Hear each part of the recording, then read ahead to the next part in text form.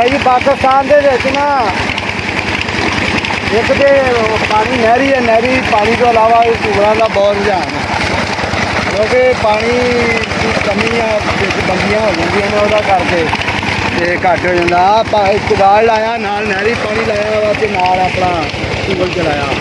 ਇਹ ਸਾਡੇ ਭਾਈ ਨੇ ਮਿਲੇ ਸਾਨੂੰ, ਸਿਕੰਦਰ ਸਾਹਿਬ ਇਹਨਾਂ ਦਾ ਨਾਮ ਆ। ਤੇ ਭਾਈ ਜੀ ਜਰਾ ਦੱਸੋ ਵੀ ਪਾਣੀ ਦੀ ਵਾਰੀ ਕਿੰਨੇ ਦਿਨਾਂ ਬਾਅਦ ਆ? 7 ਦਿਨਾਂ ਬਾਅਦ ਪਾਣੀ ਦੀ ਵਾਰੀ ਹੈ। ਤੇ अस्सलाम वालेकुम, हमें परेशान लादियाँ पे करोड़ा जो खड़ा आंटी आल पार मान का पता ऐसा ब्लाग लैके आए जी। पानी जरा वा नहर के विचों पानी जमीनदारा तक कितना पहुँचता, जमीनों तक कितना पहुँचता वो अं तेन विखा रहे हैं जी। ठीक है,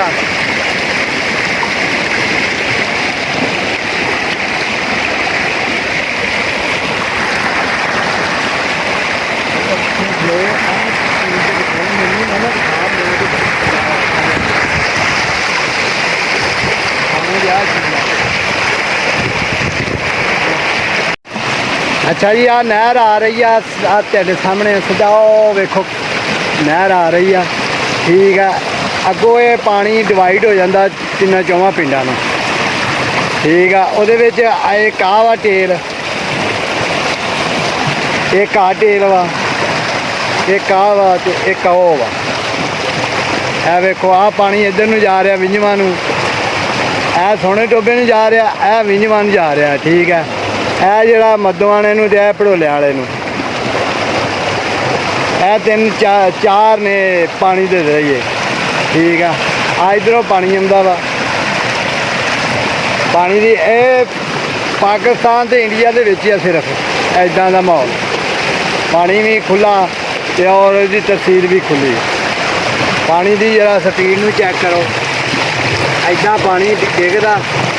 ठीक है, पानी अगों फिर डिवाइड हो के जिधर नूं भी जाना। है देखो आ इधर नूं भी जा रहा, इधर नूं भी जा रहा ते इधर नूं। ये सिर्फ नियमतां जिहड़ियां ने ये सिर्फ पाकिस्तान ते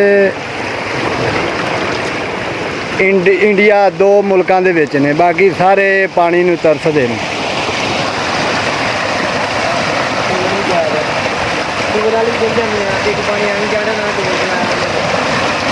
है वेखो अब साडे मुल्क दे विच नहरी निज़ाम दा तरीकाकार है जी। इदां पानी जिहड़ा ज़मीनां तक पहुँचदा वा, पिछों नहर है, नहर तो अगे डिवाइड हुंदा पानी मुख्तलिफ इलाकिਆਂ में।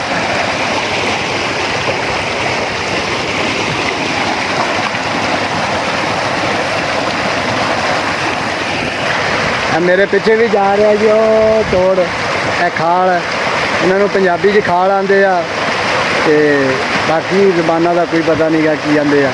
ठीक है, इदां दा निज़ाम आ साडे मुल्क दे। पानी तुहानूं खुला मिलेगा जिथे मर्जी चल जाओ, पानी का निज़ाम जिहड़ा बेहतरीन है। अज थोड़ा जिहा होर गां तुहानूं विखाउने।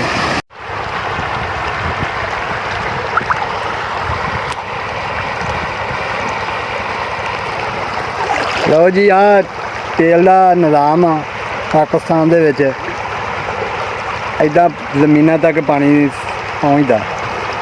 ये नेमतां अल्लाह पाक दियां दे विचों एक नेमत आ जिहड़ी साडे मुल्क।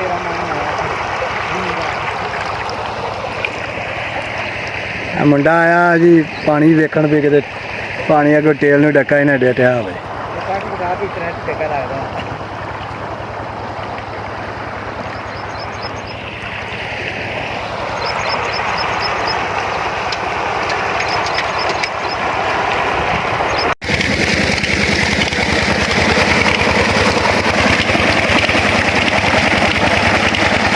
अच्छा जी, पाकिस्तान दे विच ना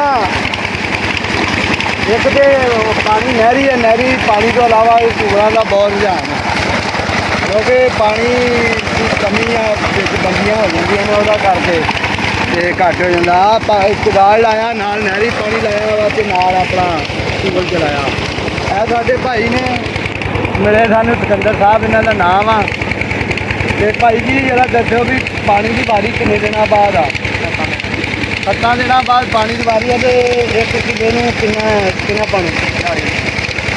ਇੱਕ ਕਿੱਲੇ ਨੂੰ 40 ਮਿੰਟ ਤੇ ਖੱਤਾ ਦੇਣਾ ਬਾਅਦ ਵਾਰੀ ਆਉਂਦੀ ਆ। ਭਾਈ ਹੁਣਾਂ ਦੇ ਪਿੰਡ ਨੂੰ 2 ਆ ਕਿ 3 ਮੋਗੇ ਨੇ, ਠੀਕ ਆ।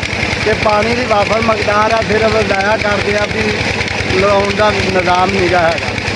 ਤੇ ਜੇ ਉਹ ਥੋੜ੍ਹਾ ਜਿਹਾ ਦਿੱਕਤ ਆ ਜਾਵੇ ਤੇ ਪਾਣੀ ਨੂੰ ਸਟੋਰੇਜ ਕੀਤਾ ਜਾ ਸਕਦਾ, ਜ਼ਾਇਆ ਹੋਣ ਤੋਂ ਬਚਾਇਆ ਜਾ ਸਕਦਾ। ਠੀਕ ਆ ਜੀ, ਵੀਡੀਓ ਚੰਗੀ ਲੱਗੇ ਤੇ ਲਾਈਕ ਤੇ ਸ਼ੇਅਰ ਕਰਿਓ ਤੇ ਚੈਨਲ ਨੂੰ ਸਬਸਕ੍ਰਾਈਬ ਕਰੋ ਤੇ ਦੁਆਵਾਂ 'ਚ ਵੀਰ ਨੂੰ ਯਾਦ ਰੱਖੋ। ਅੱਲਾ ਹਾਫਿਜ਼।